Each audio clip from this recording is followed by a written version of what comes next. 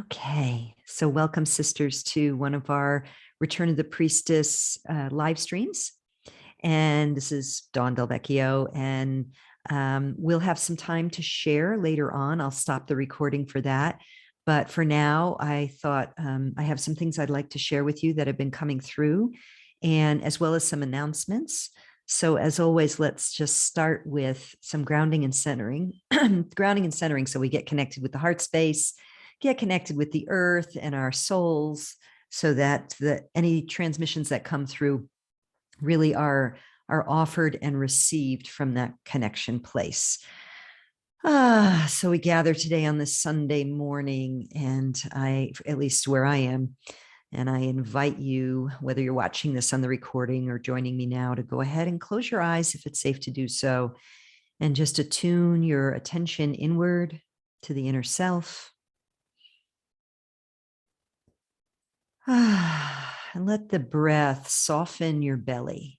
So breathing in and just expanding into the belly, softening the belly, softening the chest, the shoulders, letting yourself be a receptacle for the life force. And then on the exhale, allowing the energies to draw down to the base of the spine, preparing to anchor with the earth. Breathing in again, you can even imagine the light and the breath coming down through the crown, all the way down through the body and the chakras as you soften, relax, and receive. And then exhale to send that anchoring cord down.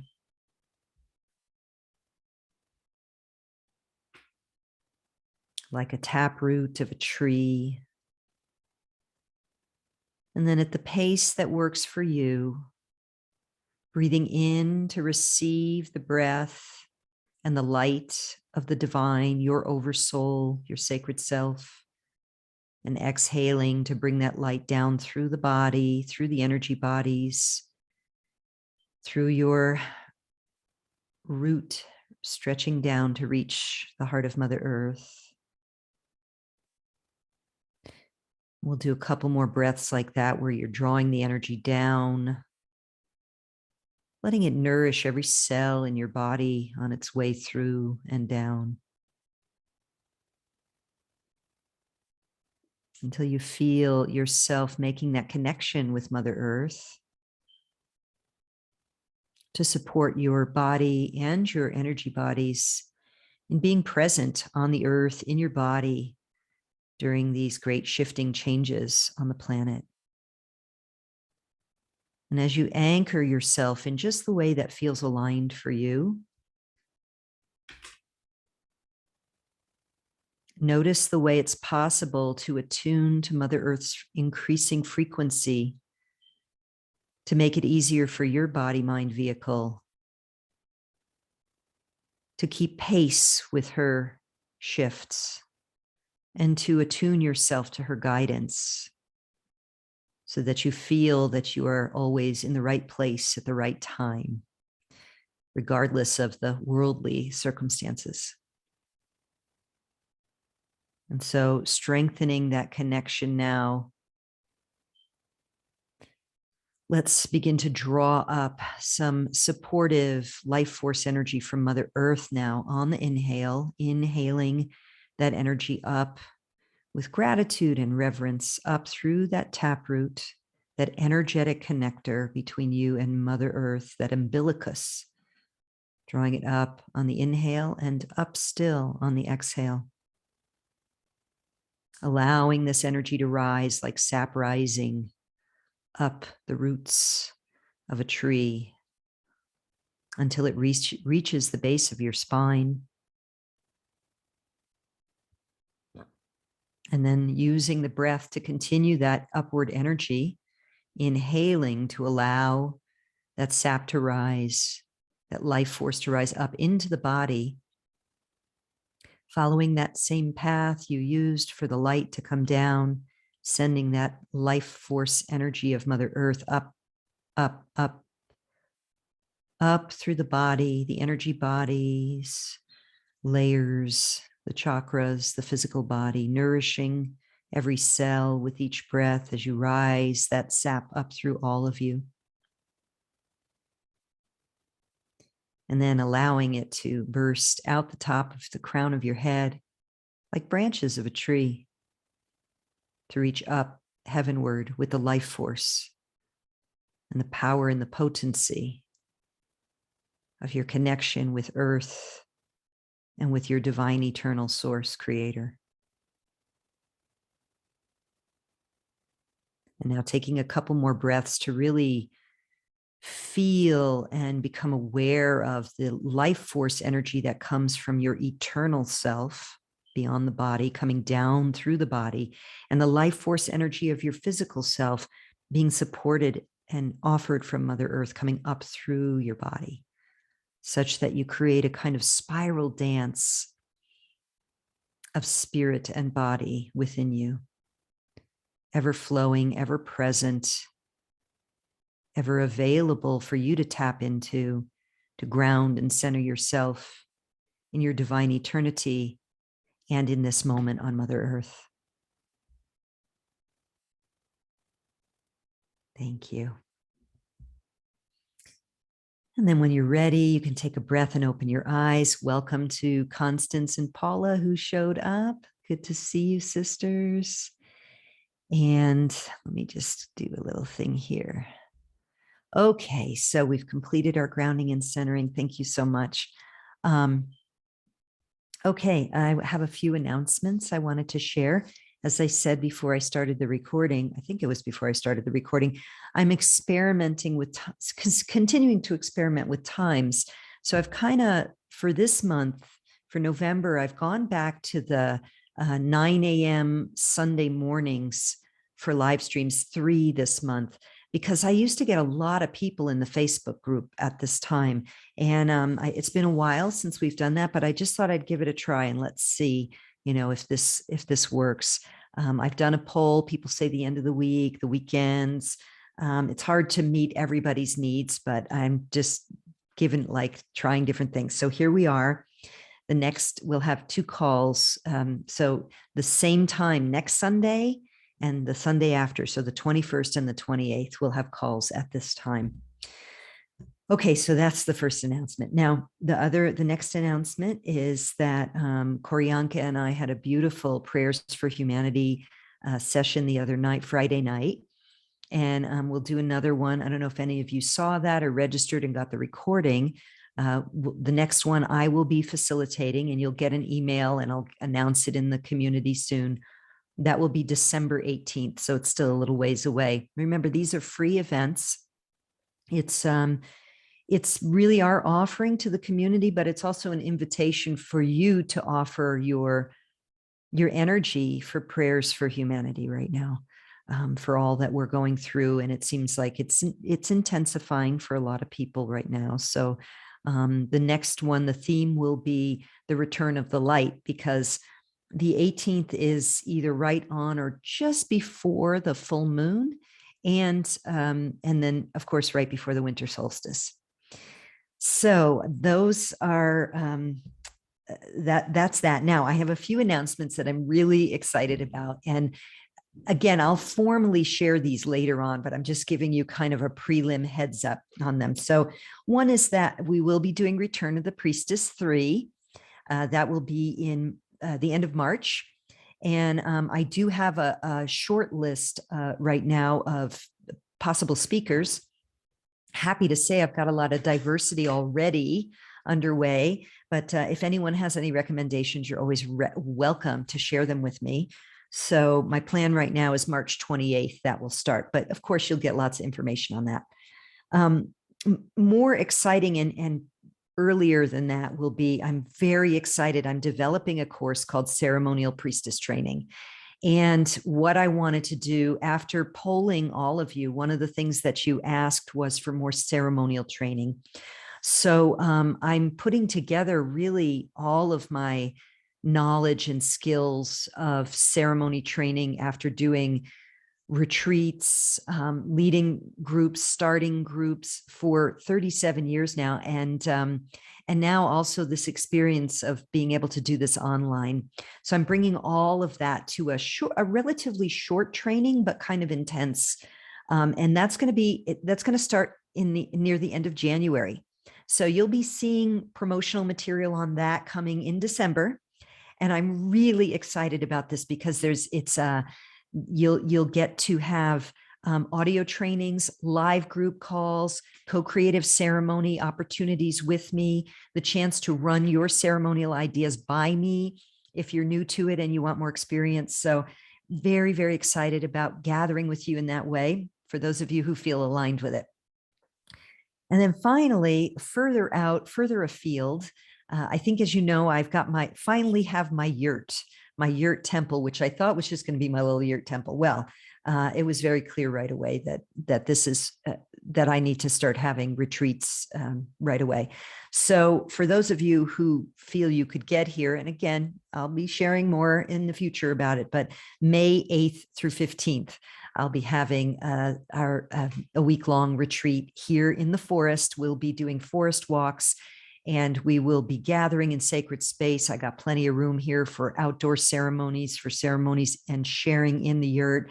It's an incredible temple, and I'll be sharing pictures soon with you. I just took some last night. I finally put it together. And so very, very excited about that. So those are my announcements. Again, all of that you'll get more information on in the weeks ahead. But I'm so excited, particularly about ceremonial priestess training and the retreat, that I wanted to share that. Okay, so now I want to talk about what's been coming through lately. It does tie in a little with the retreat, which is why I wanted to share that, even though that's still a ways away. So let me just tune in here for a moment.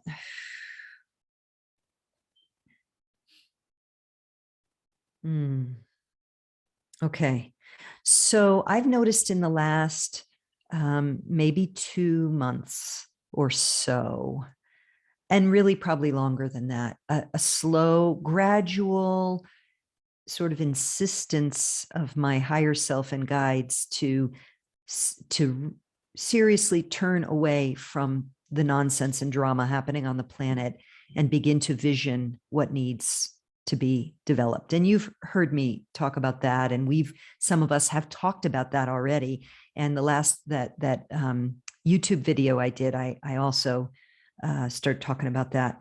So this sense that as priestesses, part of our role is to hold the field of energy for what wants to be created or birthed.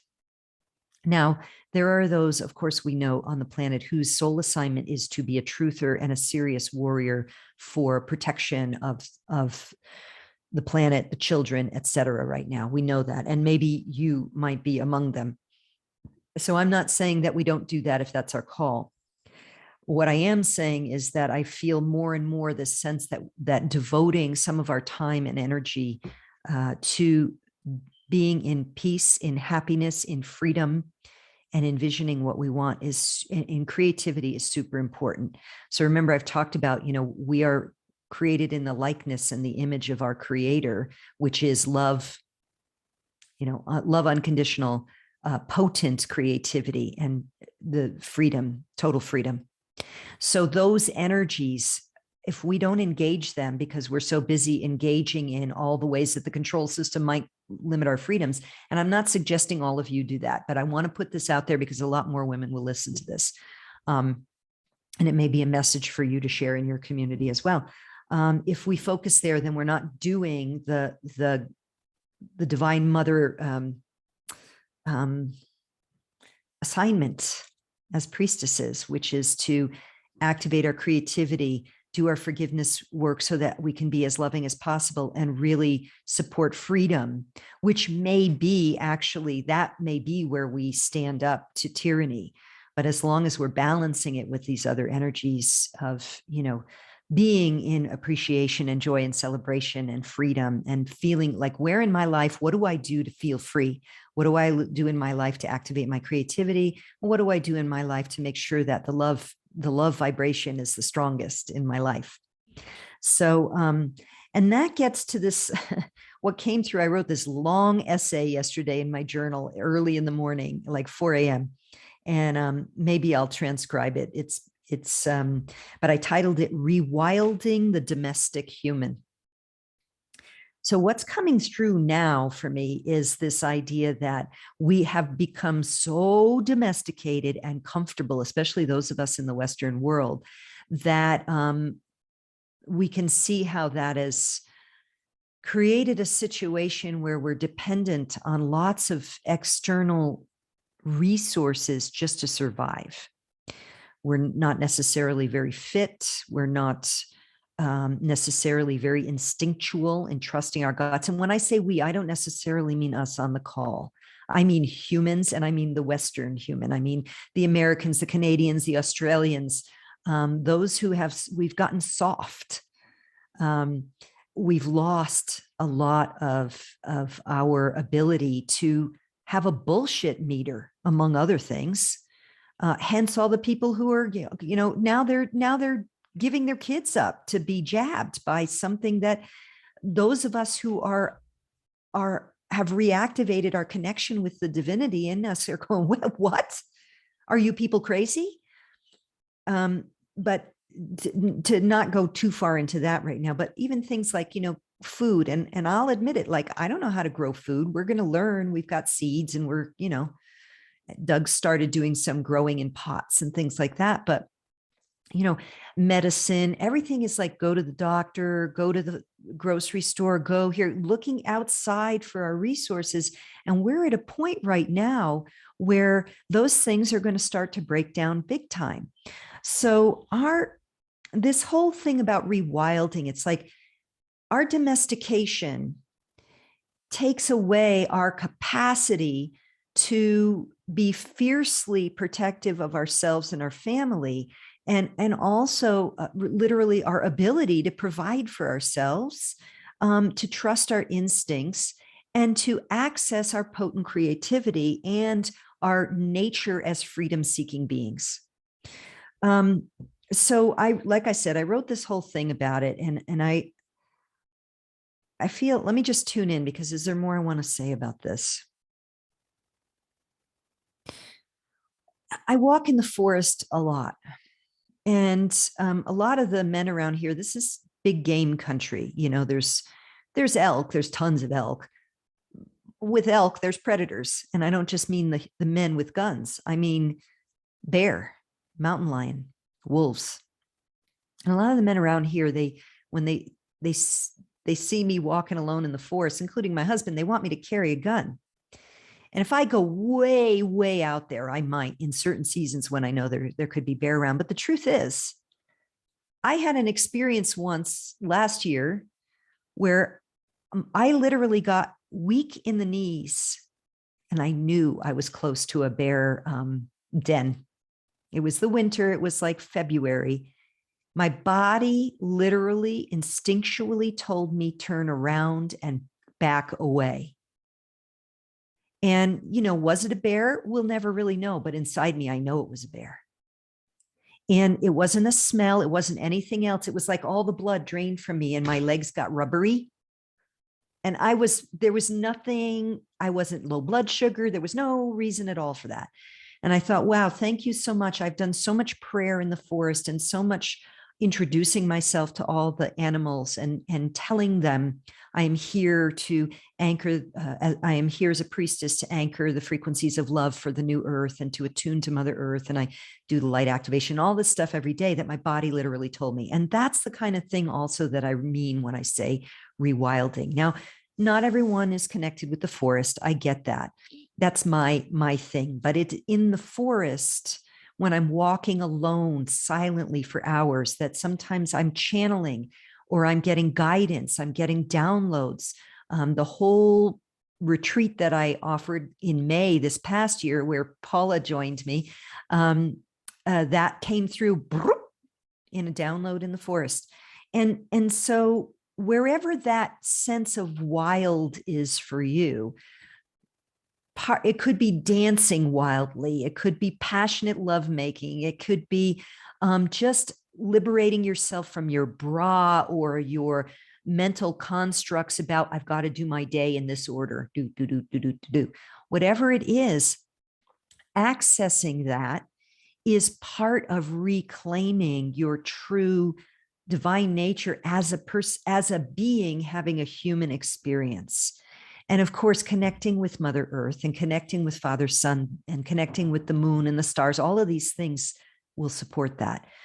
So my feeling is that we really have to break the shackles. We all know this of a system of domestication that no longer serves us. The 9-to-5 jobs, the being so busy with our schedules, etc. And so that gets to the paradox, which is that what dropped in this morning was, in order to rewild the domesticated human so that we become unmanageable. That's what I'm calling us to be, is unmanageable. Not that we can't manage our own lives, but that we're unmanageable by systems of control. We become unmanageable. The reason they're able to get away with what they're getting away with right now is because people are there. We're like cattle. Okay, this is what the authorities say to do. Oh, don't look over there. There's nothing over there to see. We have to become unmanageable. And the paradox is, to do that, we have to cultivate our own self-discipline. This is the funny thing. At least this is, with everything I share, of course, take what works for you and leave the rest. But let me unpack this a little bit for you.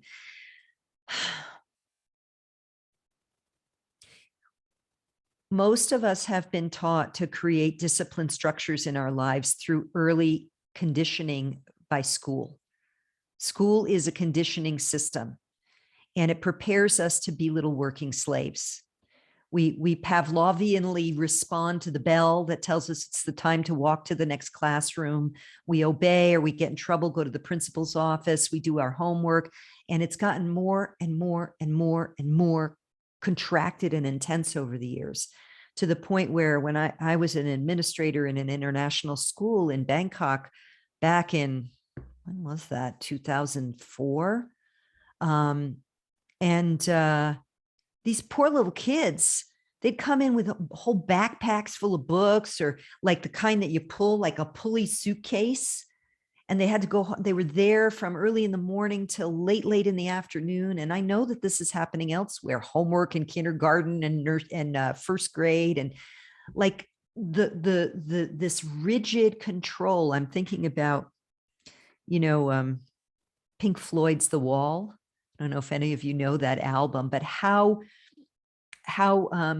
visionary in a sense that was, if you've ever seen any of the videos of it, where they're just like creating automatons who respond to external constructs of discipline.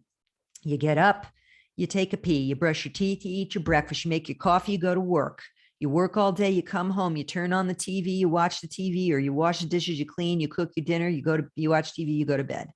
Over and over and over again for decades, to the point where we see our elders now, not all of them, some of them, my parents certainly, who were working class people, their life is just TV. They have no creative, wild hair in them anymore. They watch TV. They get up, they do a little bit of housework, they will do the laundry, they make their breakfast, they watch TV. They do a little housework, they watch TV. They make their lunch, they watch TV. They go grocery shopping, they watch TV. I mean, this is the epitome of exactly what we need to break away from as humans. And I don't fault my parents. They were conditioned into that. And by the way, my mom's doing better. I'll call her right after this. Slowly, she's recovering, but it's a lot. She's 84 years old, and they opened up her chest. But so far, so good.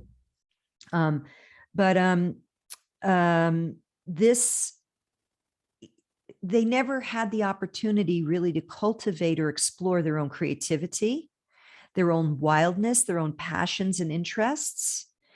and their own ability to discipline themselves. Like they have certain things, they go to church, that's to them of a high spiritual value or religious value for them.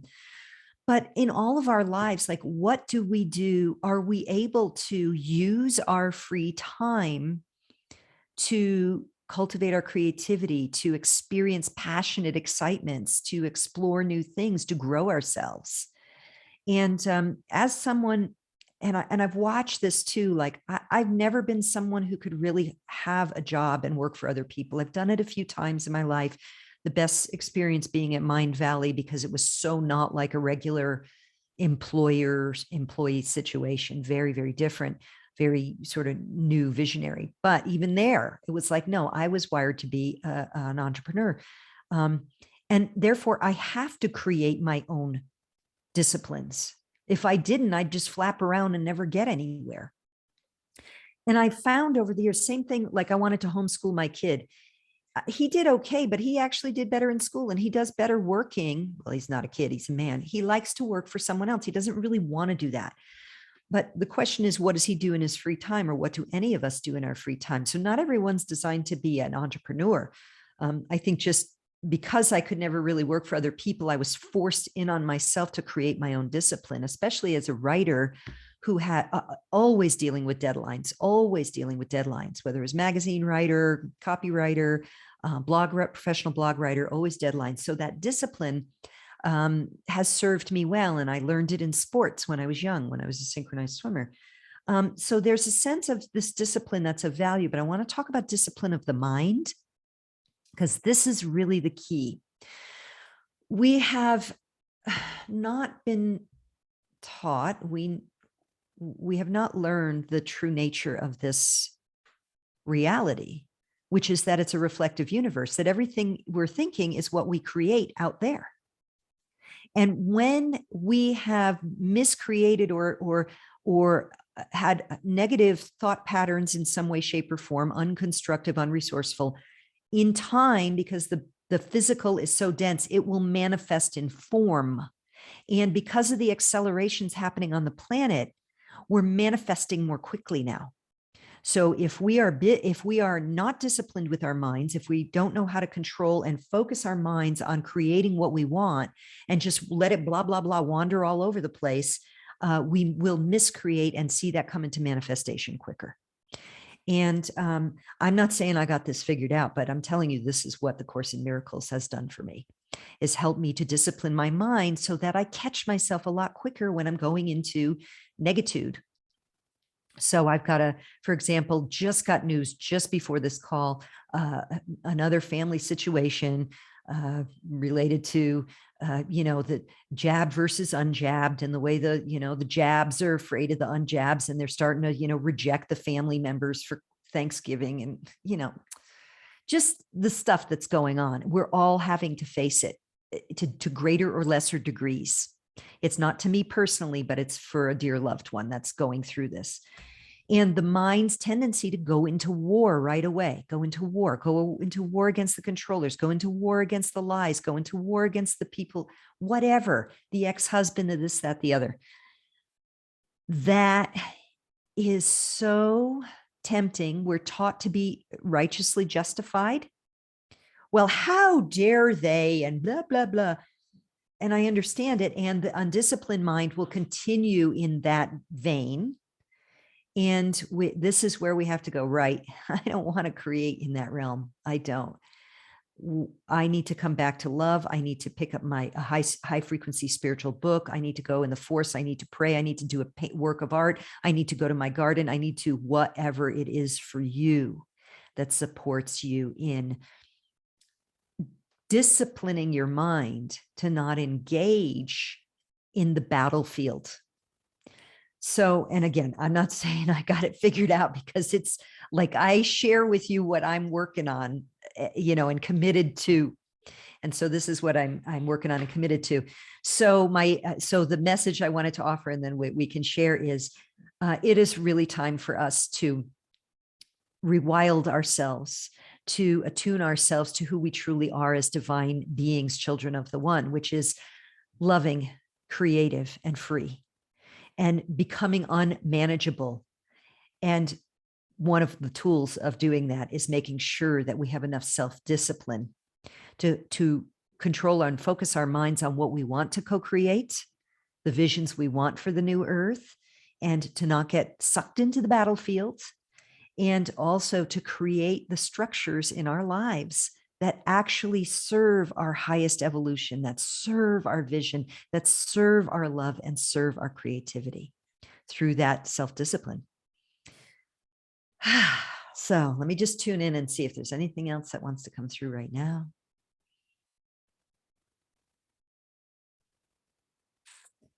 No, that feels like it. I want to stop the recording and let's have a juicy conversation.